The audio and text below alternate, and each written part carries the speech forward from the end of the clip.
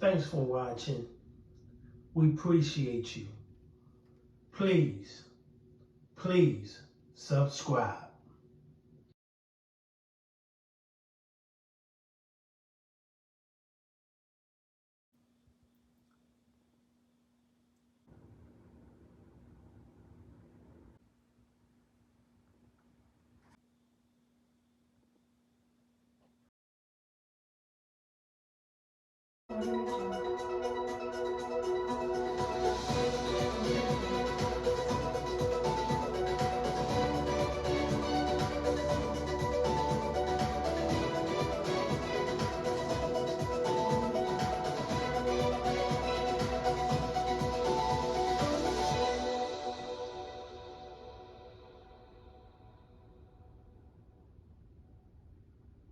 Taking action against domestic violence, and today several local politicians and law enforcement leaders are bringing attention to a new domestic violence law.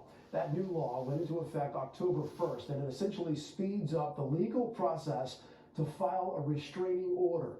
Instead of sending the order by mail, as in the post office, text messages are now allowed to be sent to allow a victim to know exactly when the order is signed by the judge. In Florida, there were 106,000 reported domestic violence offenses in 2020. And that was including more than 200 domestic violence murders. State Senator Janet Cruz there sponsored that bill and got it passed, and she says 3 out of every 4 who are killed by their abuser are murdered when they attempt to leave the abusive relationship. The hope is that by speeding up this process, it can save lives. And while the majority of domestic violence victims are women, tonight we're diving deeper into cases where men are the victims. It's rare, but it does happen, and sometimes with deadly outcomes. ABC Action News reporter Michael Paluska tonight looking at 2 high-profile cases with local connections. The knife entered Christian's chest in a downward angle to the depth of 3 inches. Miami, a social media influencer arrested. We are charging 26-year-old Courtney Taylor Clenny with 1 count of second-degree murder in Christian's death. Miami-Dade County State Attorney Catherine Fernandez-Rundle telling the media at an August news conference all the signs were there. This fight in an elevator with Clenny and her boyfriend Christian Abuselli is key evidence, along with constant noise complaints about violence.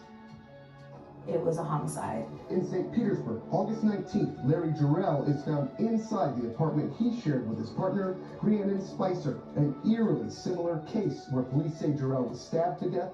The complaint showing that Spicer had a, quote, Google search history of, do you spend life in prison if you killed someone in self-defense? Our advocates often have a very tough time that sometimes in abusive relationships, sometimes it happens within a 24-hour period that we'll get both partners in the relationship that reach out to us for help. Christine Meister is the outreach program manager at the Spring of Tampa Bay. She did not comment on these 2 specific cases, but spoke in general about what she's experienced when it comes to domestic violence involving men as victims. People look at men when they're the victims and then they make the assumption that the man did something wrong. And there's a reason why they were the victim of domestic violence. Is that accurate? So I think a lot of times when men are victims, they face additional biases, and a lot of that has to do with gender norms.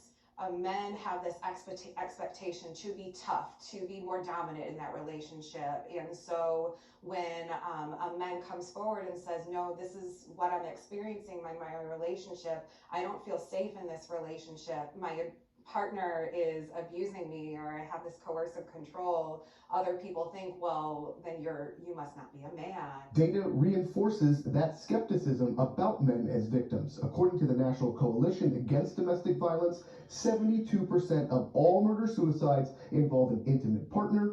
94% of the victims of these murder-suicides are female. and 1 in 4 women compared to 1 in 9 men experience severe intimate partner physical violence. Our advocates have that very tough time of, let's put gender aside and really take a look at what is happening in this relationship.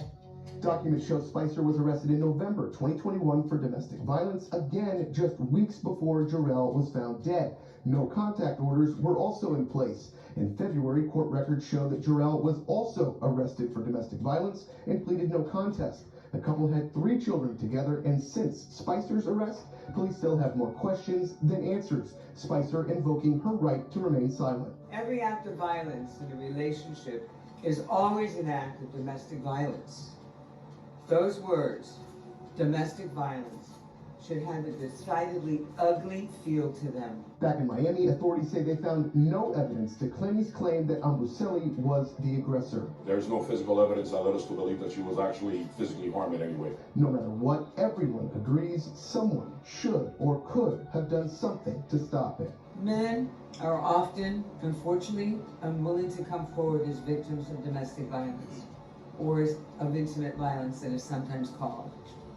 The sequence of domestic violence events can be broken. How do we come together as a society to fix this issue of domestic violence that keeps recurring? From one aspect, you can look at it that we need to teach what healthy relationships look like in the first place.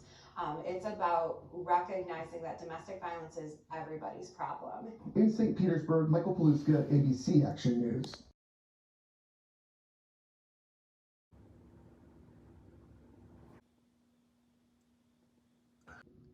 Thanks for watching. We appreciate you. Please subscribe.